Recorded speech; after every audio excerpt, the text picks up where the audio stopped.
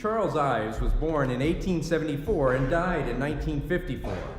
Though his music was largely ignored during his life, and many of his works went unperformed for many years, over time he came to be regarded as an American original.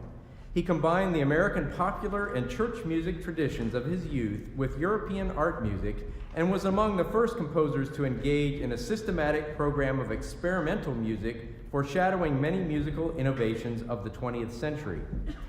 Charles Ives composed Variations on America in 1891 when he was 17. It's an arrangement of a traditional tune known as My Country 'Tis of Thee, words by Samuel Francis Smith. Ives wrote the piece for a 4th of July celebration in 1892 at the Methodist Church in Brewster, New York, where he was organist. He performed it for the first time on February 17, 1892, and made revisions to the work until 1894. It went unpublished until 1949, when the organist E. Power Biggs rediscovered it and prepared an edition for publication. Biggs performed it often, and it quickly was incorporated into the repertoire of many American organists. In 1962, it was orchestrated by William Schuman and premiered by the New York Philharmonic under Andrei Kostelanetz. Schumann's orchestration formed the basis of a wind band version by William E. Rhoads, published in 1968, which we will play for you today. Ives' biographer notes that while it might be tempting to hear Variations on America as a satire, the probability is that Ives meant the work as a sincere exercise in variations for organ. Ives was not deaf to its comic potential, however. He noted that his father didn't let me do it much, as it made the boys laugh in church. We will play the piece one portion at a time, explaining what you will hear before we play it. We begin with the introduction. See if you can recognize snippets of the tune that will come later.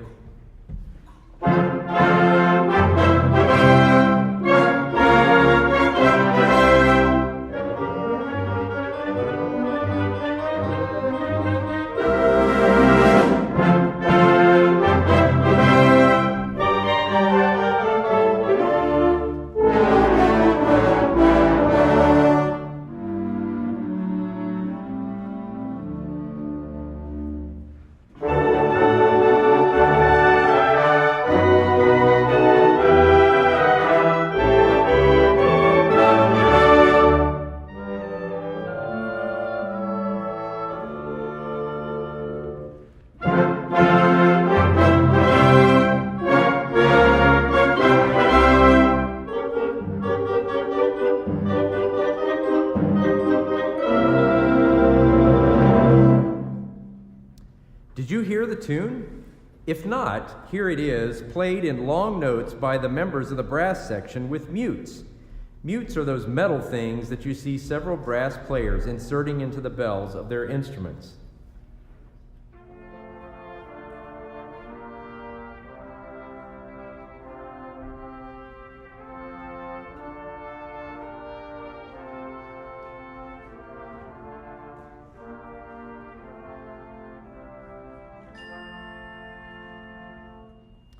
While the muted brass play the tune, the woodwinds play a more comical version of the tune in short notes with grace notes, little hits before each tone of the melody.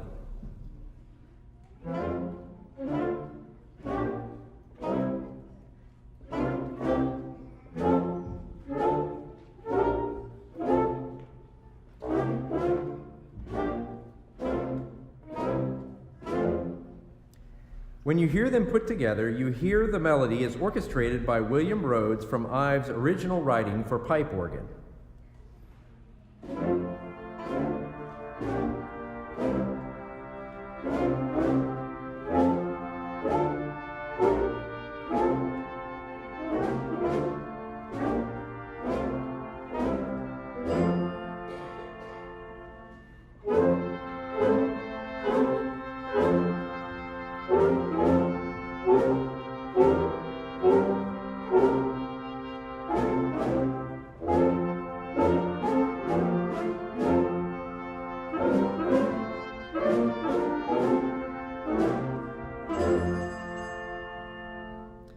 Variation 1 presents the tune in the woodwinds and saxophones, while the woodwinds play a figuration around the melody in faster notes. Here is that woodwind figuration.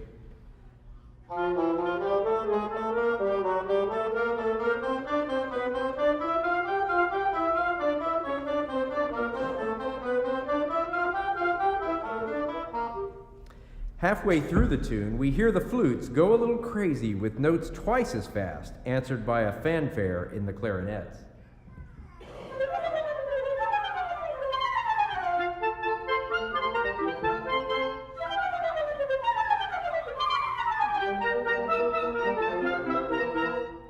Here altogether is Variation 1.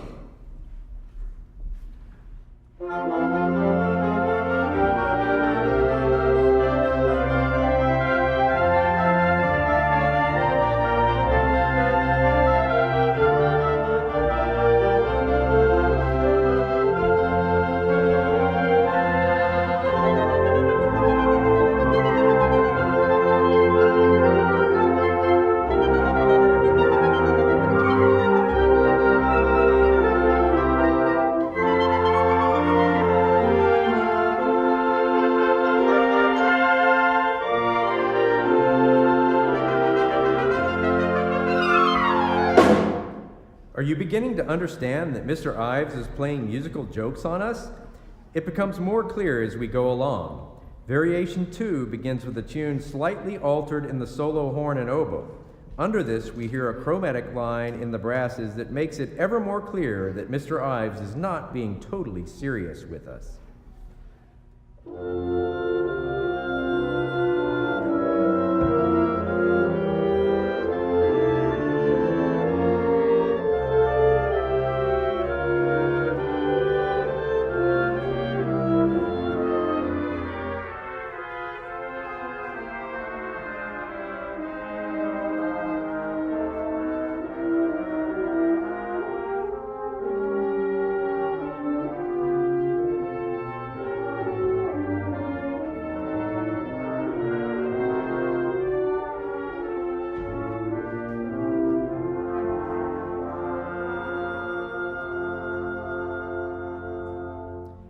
Now, if you've ever seen someone play a pipe organ, you may have noticed that organists use both hands and both feet to play the instrument.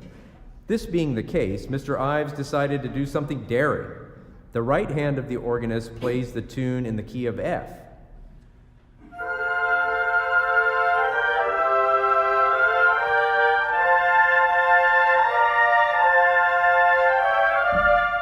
The left hand of the organist plays the tune in the distant key of D flat, beginning one measure after the right hand.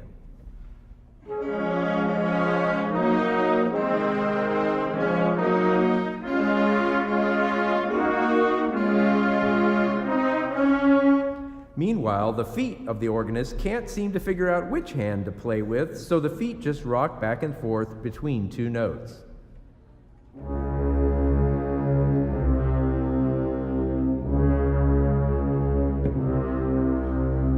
Here altogether is the first interlude. It sounds like a total mess, but this is what it's supposed to sound like.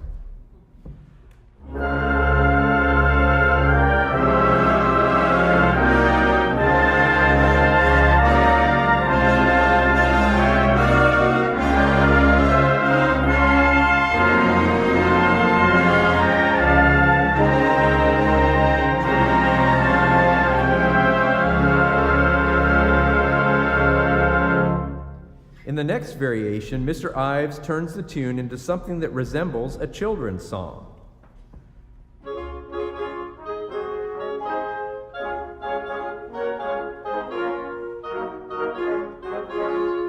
Under this, the clarinets and saxophones play a running 16th note figure.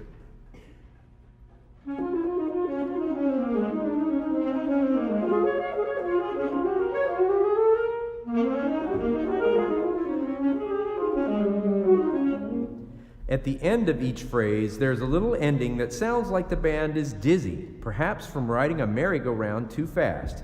Here is Variation 3.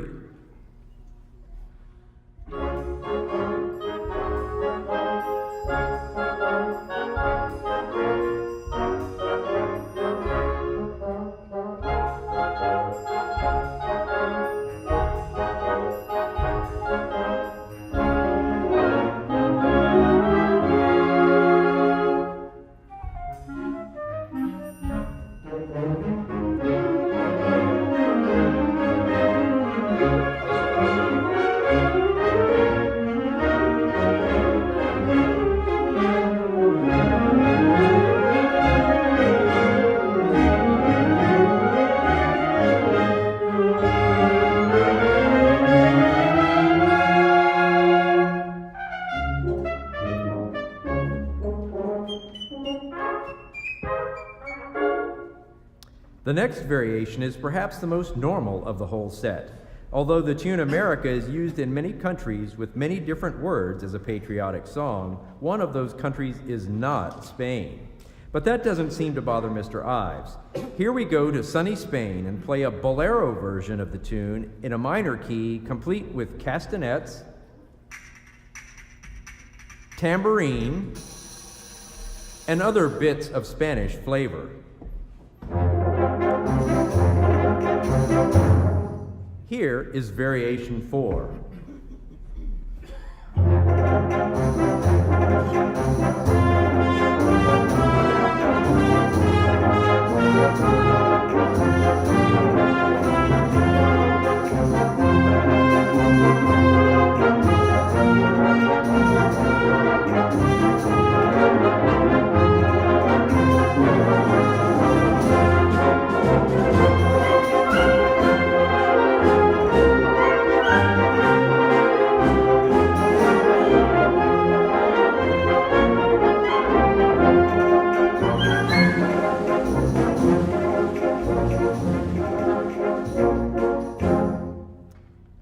Interlude 2 plays the same trick as Interlude 1. Here's the upper part of the brass section in A flat.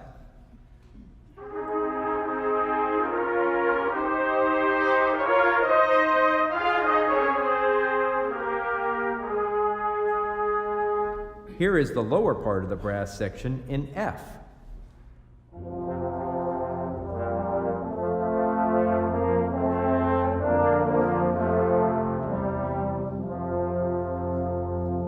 When you put these together, it almost works.